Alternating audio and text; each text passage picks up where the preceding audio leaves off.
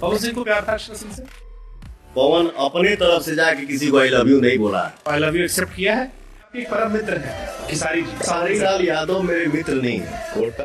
नमस्कार दोस्तों, एक बार फिर से स्वागत है Biku Bhojpuri news YouTube channel में। आप लोग के बता दें दोस्तों कि हमारे वीडियो के शुरुआती क्लिप के माध्यम से आप लोग सुनते नजर आए होंगे दोस्तों। पावर स्टार पवन सिंह जी बहुत दिन बाद अक्षरा सिंह के बारे में कुछ बोले हैं दोस्तों।